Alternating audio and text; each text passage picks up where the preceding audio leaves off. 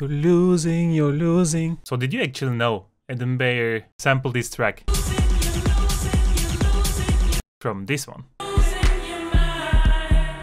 Well, that one is a pretty obvious one. But did you know that Harder, Better, Faster from Daft Punk, so this one,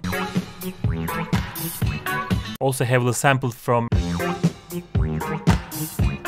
And did you know Smack My Bitch Up from Prodigy, so this one,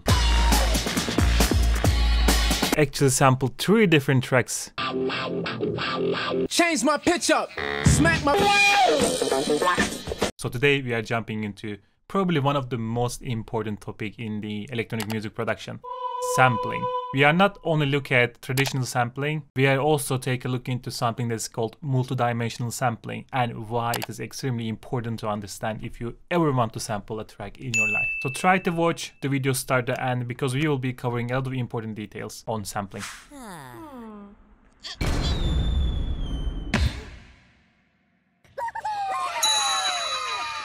To make everything a bit easier, let me show you on the sample. So I have a SYNTHS sample that we have used in our 4 Produce 1 sample video. If you haven't seen it, I will attach it here. It is basically 4 different producers taking exactly the same sample and creating 4 different tracks. It's quite fun video, you should check it out. But here we had this beautiful SYNTHS sample.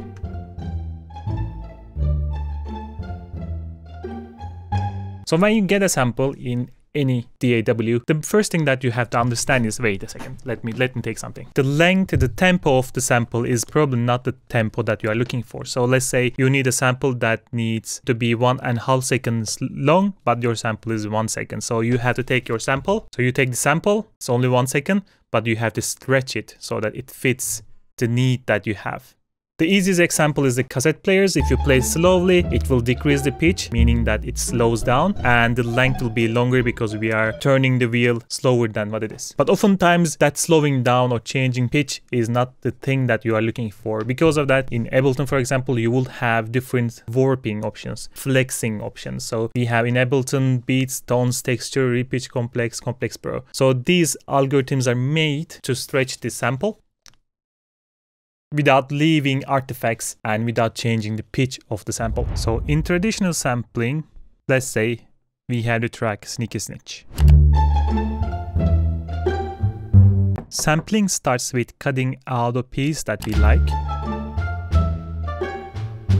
Then we often change the duration of the sample by playing warp engines.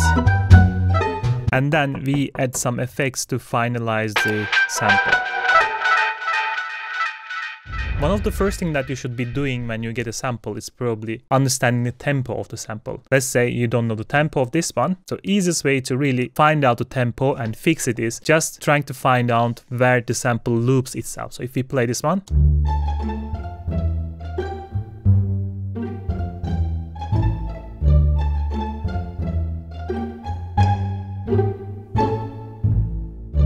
So right around here, we are starting back again. So when the warp is not activated, so now we are not warping the sample, flexing the sample. If you start playing with the tempo of the track, you will see that this start to move around so that you can actually fit it into the 4 bars. So let me do it for you.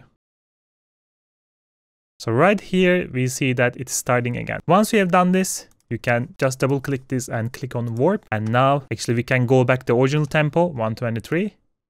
And then you see that it stays, the length stays the same. So this is basically algorithm doing its work. As is a more complex textured sample, if I try to use the beats, you will see that beat algorithm, which is made for most of the times drums, percussion and so on, you will hear that it will leave artifacts in the track. So take a look.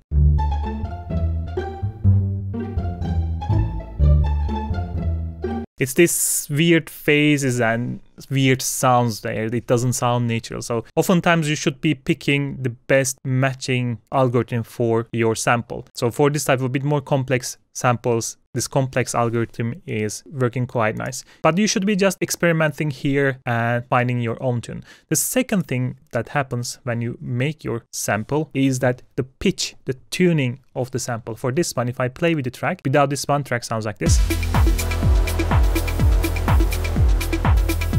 And if I play the sample on top of that now, they are living in 2 different keys. They are not matching each other. We have to fix the key. The easiest way to do is just transpose it here. Let's transpose 2.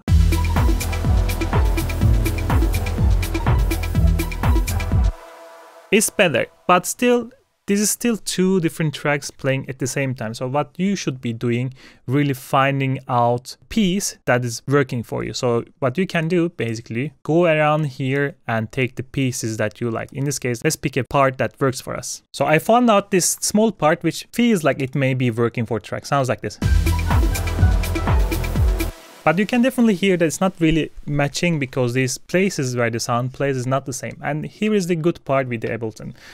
You can actually start warping these sounds around with those small markers and match them exactly the tempo of your track. And this is one of the most common way of playing around the samples. If you just Control A here and Control U, it will quantize it for you so that you have these markers. If it doesn't work some way, for example, here I would like to have a marker as well. You can just click here and insert a marker, then we have it. Let's say I will have this one here. Let's match this one here. And let's move it around here. It doesn't need to be perfectly on the tempo, but having it close somewhere around will be fine. Now we are more or less ready. And let's put it out like this and play one more time. We are still playing around with the traditional sampling. So we are trying to get something that will be working for us. Still though, it's not there. So what I'm going to do, volume up a little bit. And then in traditional sample, once you get your sample, for example, you play around it, let's say we don't want here, and then you start adding up the effects so that you can get to the sound that you are looking for. So what I'm doing, adding an EQ, an overdrive, delay, a reverb, compression, and sidechain to gate. And if I play with the track one more time,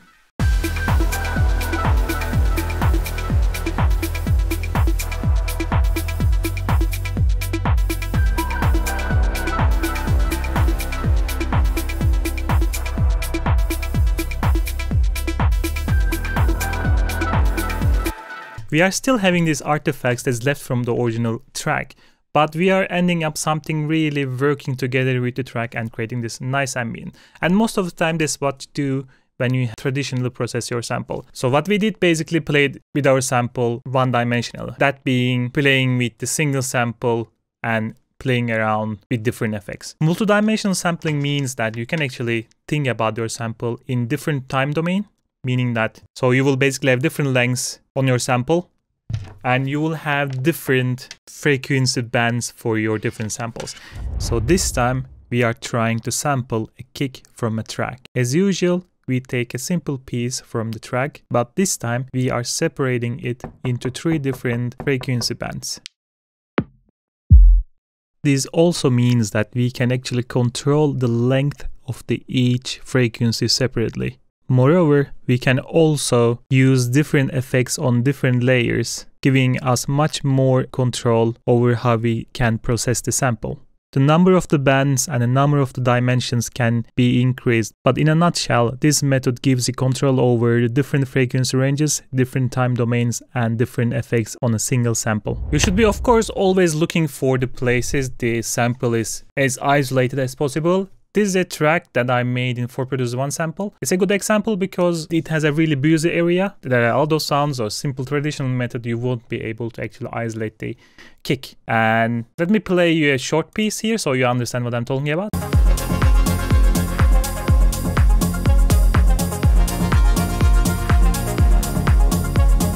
So I would like to have the kick over here. So in classical method, what you would have done is actually if you could take this piece here, right? And then you can zoom in on the sample, try to match the kick, the beginning of the kick to the grid, and then take off rest of the pieces like this. And if we played it,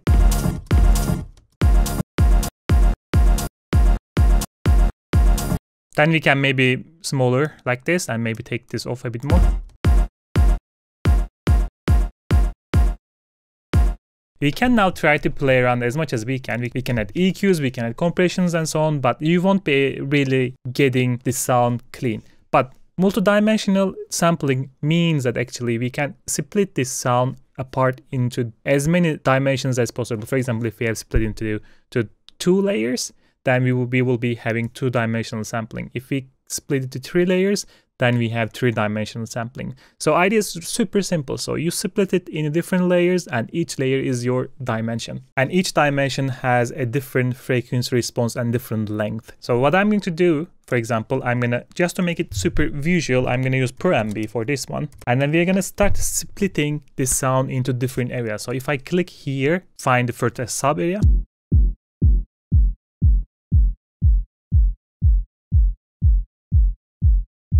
And what I'm going to do, turn this off. So I'm not compressing anything. Making is just a splitter. I'm happy with this one. So let's create another layer. And solo this one. Take that off. Let's create another second mid area, the thumb band.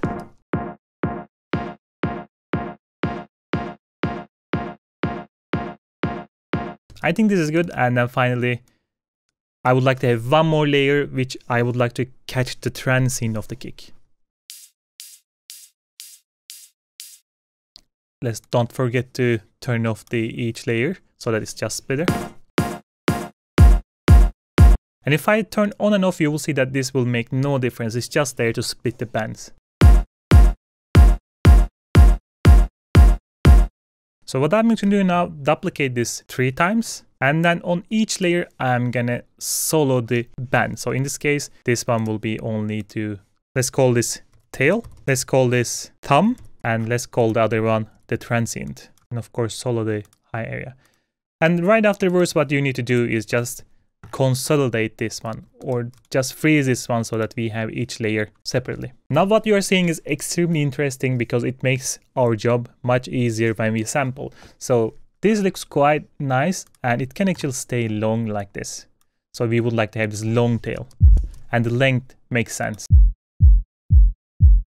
But on the thumb part, we don't actually need exact the same length. There comes the power of multidimensional sampling. That means that now I can really cut this off somewhere around here. And if I solo this now,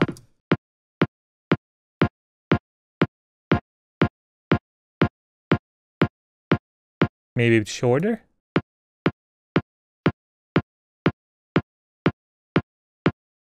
And that additional part that's left is easily can be taken by a simple EQ, or we can even make it shorter. And then finally, we need this initial transient, very short, very bright. Let's zoom in. We can definitely see it on the picture right here. Let's make it a bit less aggressive beginning and then you see what we can do. Just like that. And then what I'm going to do is play together to see if I can hear any artifact or anything.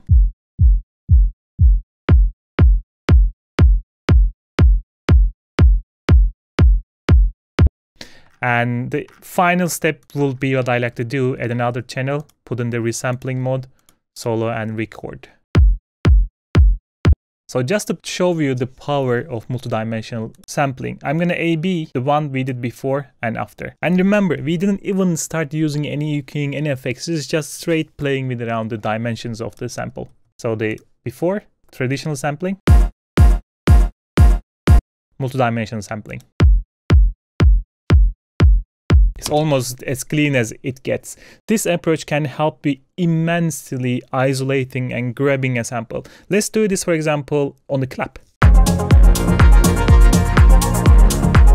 Let's say you want to have this clap over here. So approach will be exactly the same. I'm going to create the first additional layer, put it there.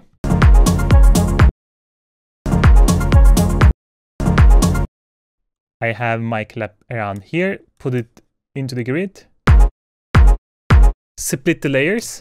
You can think about different bands as your resolution. If you split it more, the processing will be longer. You have to take care of each part, but the power that you are getting will be much more as well. So you can take care of each part specifically.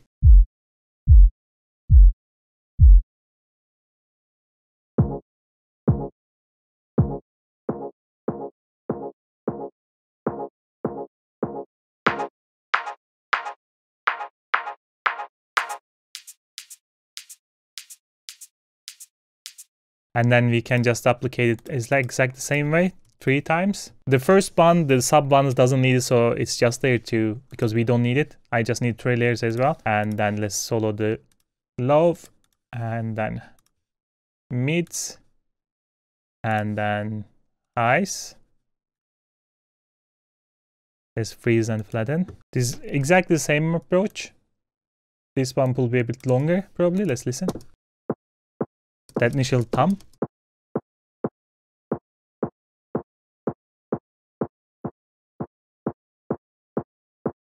Let's get the mids.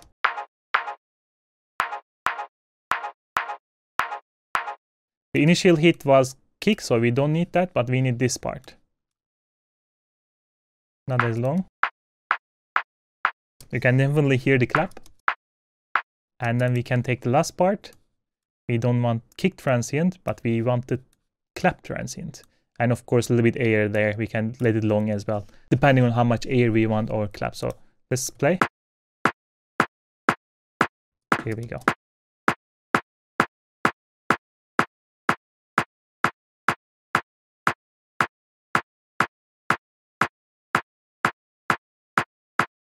And then we can resample it like we did before. Here we go. And now we have the clap. Again, you can even make it yours here in this stage. For example, if I want to have a bit more aggressive sound, for example, for my clap, I could definitely easily, for example, boost the low end, high end. And then maybe add a distortion on the mid layer so that I can get this a bit more grittier sound. And if I solo together now,